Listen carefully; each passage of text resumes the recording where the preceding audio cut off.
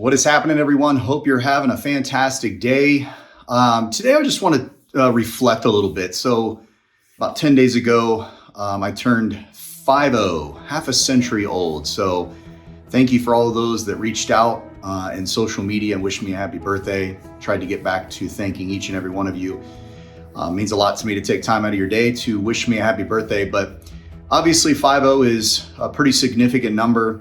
Calls me to kind of reflect on some things. So I thought I'd share a little bit of my experience of going over into 50 and some things that I think maybe in life that you can reflect on, that I've pondered on.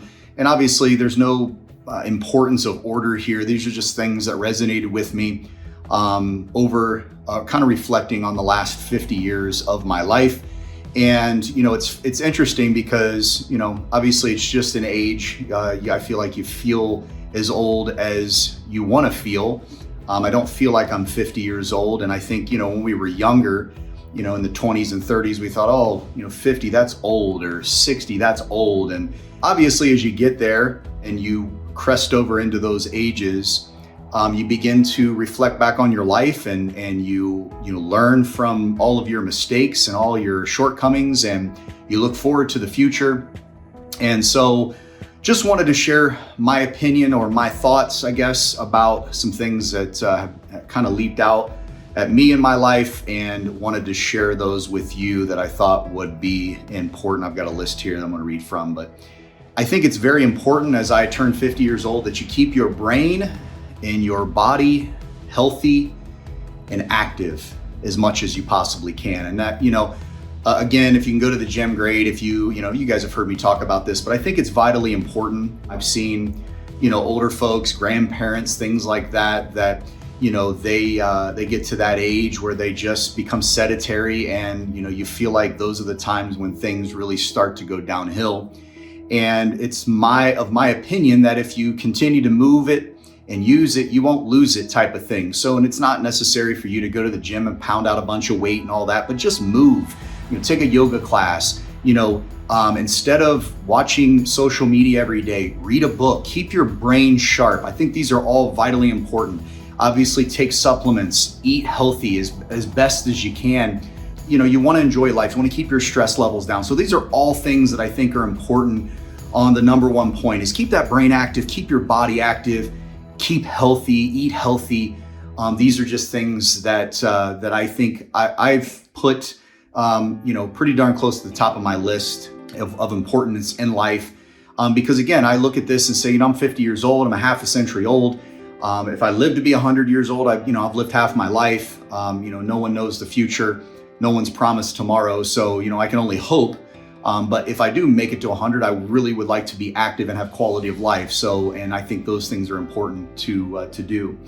Number 2, bad things are going to happen in life, guys. It doesn't matter.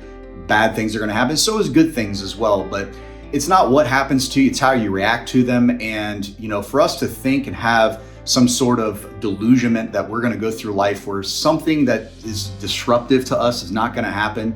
And again, I guess, what do you define as bad? Is it the lessons that you're learning from life? But bad things are going to happen. Just accept it. Things are not going to go the way you think they're going to go at times. You plan, you do everything you can to kind of set the trajectory of your life. And then sometimes you got to pivot because something comes up that you didn't expect, or something came up that you didn't see, whatever the case may be. So just kind of accept that, bad things are going to happen. It is what it is. They've happened in my life. They happen in people's lives, but it's what you do with them that matters the most. Number 3, I think this is so underrated, but you got to have fun. Have fun in life, man. Just enjoy your life. As we are big, empty nesters, my wife and I, we're trying to, we're doing a book called The Adventure Book for Couples, and we're trying to be adventurous and trying to do things that are outside of the box, challenging our creativity, challenging our love for one another. And I think those things are important, and we're laughing and we're crying and we're, reigniting, if I can say it that way. I mean, we've been married for 30 years this year, and it's a constant effort each day to show up as the best version of yourself and be the best that you can be in that person's life. And so have fun, friends and family, and, never lose the youth. For some reason we're we have so much fun as a kid and we don't care what other people think. And then somehow along the way, we look at other people and we look at other people's accomplishments and we become inferior and we become, just stagnant, and we don't want to have fun anymore. We're like a stick in the mud. So have fun, enjoy your life. You got one life, right? If you live 70, 80, 90 years on this planet, you got one opportunity. Make it fun. Have as much fun as you can. Number 4, stop worrying. Worrying is not good. Don't worry about things you can't control. Worry depletes energy. It increases stress. It gets all those hormones going in your body that are not good for you long term. So eliminate worry as best as you can. Obviously, those things are going to pop up, but try not to fester on them. Try not to, spend time thinking about them and meditating on them, because that's when things just, you start creating all these narratives in your head that, quite frankly, are just not true. Stop worrying. Number 5, embrace change. Change is coming. It's happening. Change is a good thing. You got to pivot. Life is changing. Things are altering. I mean, think about it. In the 90s, where we were technology-wise, and here we are in 2024, where technologies come from just from 1990 until 2024. If you don't embrace change, you're going to get left behind. And that's in life in general. People change. Circumstances change. Environments change. Just embrace it and let it know that it's a good thing. Change is good. Number 6, be vulnerable. Be willing to be open and honest with people around you. Be willing to open up your life. Don't be cold and keep people out. Make sure that you let people in, especially the ones that are closest to you. Be vulnerable. There's something very life-changing when you're able to be vulnerable and not put on a mask, but be who you are, be your authentic self, and show up as the best version of yourself, being authentic. So be vulnerable. Number 7, count your blessings every day. Every day be grateful. Every day count your blessings. When you get up and roll up out of bed, be thankful you got a breath in your body that day.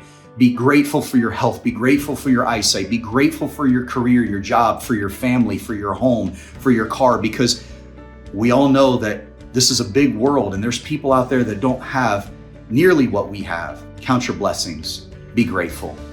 Number 8, take action on your dreams. Again, we only have one life. Make sure you're taking action every day, one little step every day towards that dream, that thing that you want to do.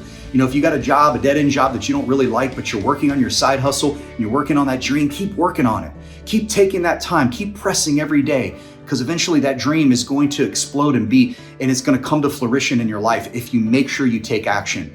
Because again, a dream is nothing more than just a dream unless you take action and press towards that dream. So take action.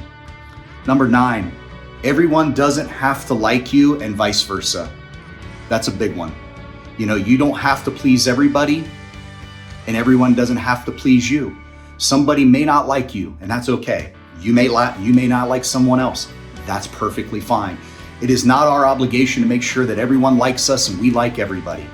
At the end of the day, be who you are. You will attract the right people into your life. You'll have those people in your life that resonate with you and your morals and your ethics and your values. You don't have to please everybody, and it's okay. Billions of people on the planet, plenty of opportunities for relationships and friends. You do not have to please everyone, and everyone does not have to please you. And number 10, kind of the icing on the cake, it doesn't feel like 50. When we were younger, 50 years old, was kind of an elusive thing, like that's old, as I mentioned earlier in the video, but I don't feel 50. I really don't. I feel like the 50 is the new 40, and I know that's a cliche, but it doesn't feel like 50 at all. It feels, again, it's just a number. I'm excited about the future. I'm excited about opportunity that's in front of me. And so I hope this has been an eye-opener for you, been helpful for you, just things that embrace. There's plenty other things I could have talked about, but these were just a top 10 list that I wanted to pull out that resonated with me as I was contemplating and thinking about my life over the last 50 years.